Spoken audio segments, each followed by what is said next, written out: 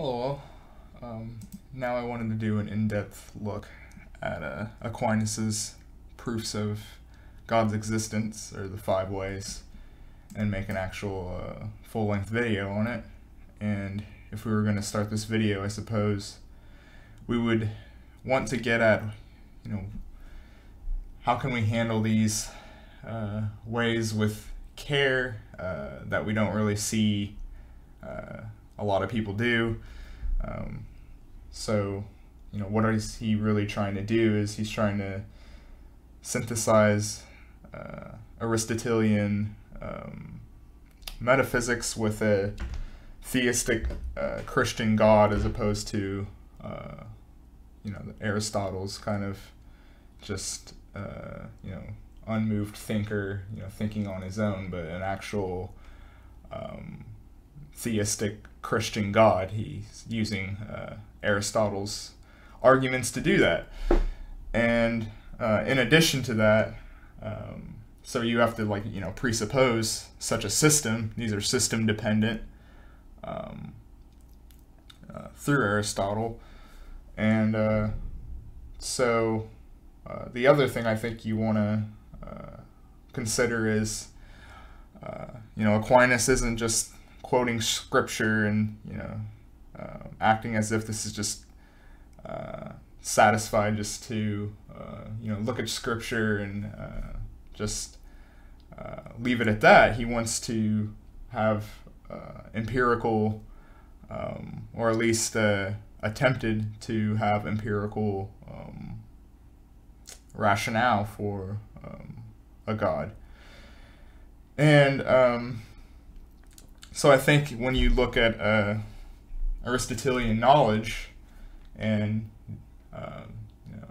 Aristotle's sciences with the species, where you kind of aggregate based off of experiences, what a species is doing, and then you build off of that the kind of universals and characteristics and traits. But obviously you can't do that with a theistic Christian God, because it is one. There's no way to form a kind of epistemological kind of understanding of God in totality, in its actual essence. And I think when you consider that as well, that's the kind of rejection of the a priori way of knowing God. That is how you really understand where Thomas is trying to come at this from. And if we're going to talk about the proofs now, and the kind of abstract effects that can be known for his proofs, and of course motion, in this case change,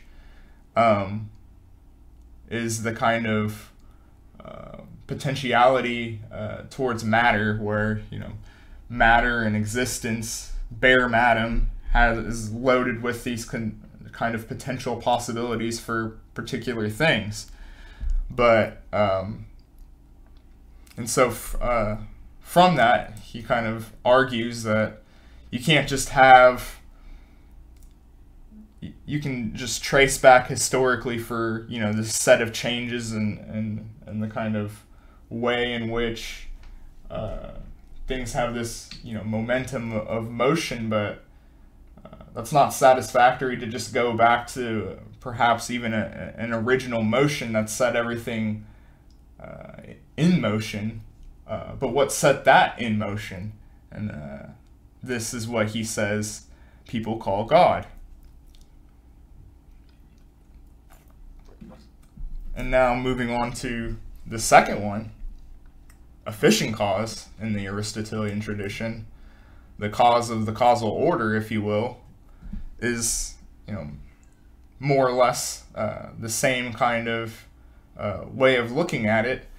And of course this is continued with causes, and you can go and trace back through a historical way of looking at cause, but what set the order of the cause in and of itself.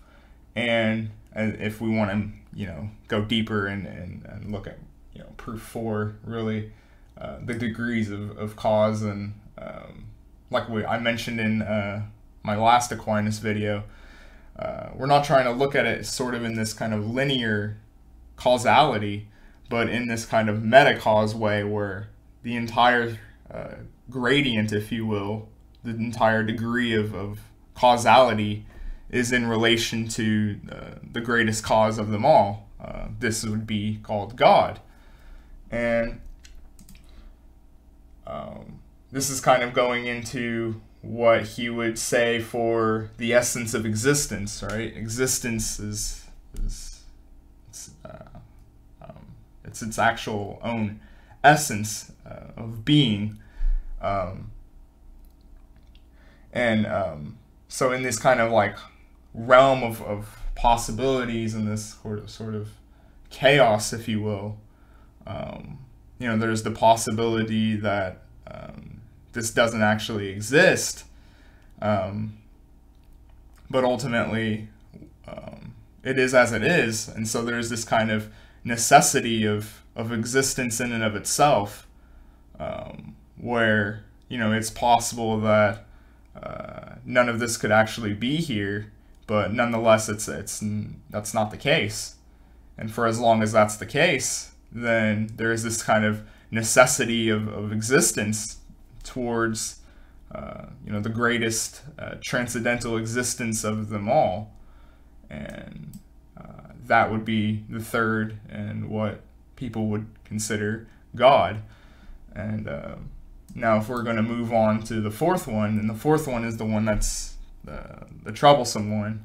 This is the one that kind of really pokes at you on a metaphysical level of mindfuckery, and that is the kind of difference or degree in which the hierarchies are, the kind of towards the meta-cause, the unmoved mover, in that these kind of transcendental ideas within natural law towards beauty, towards good, these kind of Thomas wouldn't call them innate like Plato would, but nonetheless they are in relation to or really what I would like to call more in simile, kind of, and to be God-like, to be the highest truth. There's truthful statements, but there's a degree in which they're true. You can be closer to, on the money, as it were, or you could be way off. And that's really how he kind of sees, goodness, and his kind of divine explanation that I was really getting at in that last video, where, evil is this kind of lack of transcendental attributes, the lack of goodness. Evil is just a lack of good, a lack of godlike similarity. And this kind of similarity of being. Being isn't just this kind of bare matter. It's loaded with possibilities towards good things, towards what we would be considered godlike, and ultimately what we would also consider God to be. And this is kind of what he's really getting at in the kind of God's logos that is talked about in his time. These archetypes, the ontology of truth, the capital T, to be true to the archetype. There's truthful statements that someone could make, but there's also a kind of different truthfulness to being true to the archetype of being a human being, or the archetype of a man. What is it like to be human? What does that form in that kind of Neoplatonist sense, as opposed to just truthful statements, propositional truths as you'd call it. Being a philosopher in that archetype is the assertion of intelligent design, the kind of final causes of the ontological way he's going about it. And this is what he's getting at, where at the top of the video, where only God can have that kind of knowledge. Only God can understand the world and the direction it's actually going. He's not just thinking about it. It actually has a teleological way, a theistic Christian way of being in and of itself. And that's really getting into the kind of final cause, the designer, the complexities of life is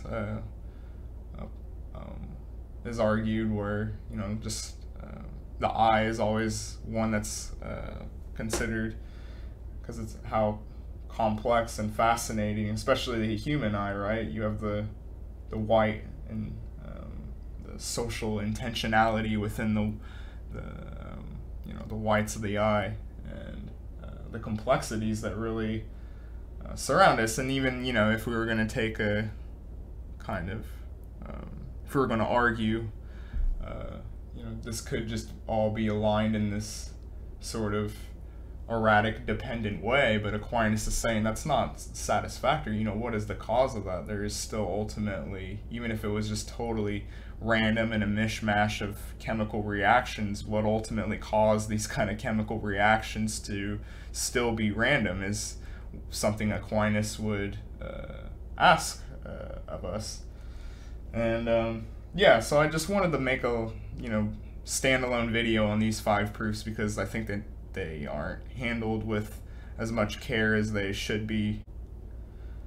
And so if we're gonna do a little conclusion, what's the point of these Aquinas videos, Bongo, when you're talking about the kind of divine explanation that I think today, in this kind of hyper-modern context that we're living in, we lack.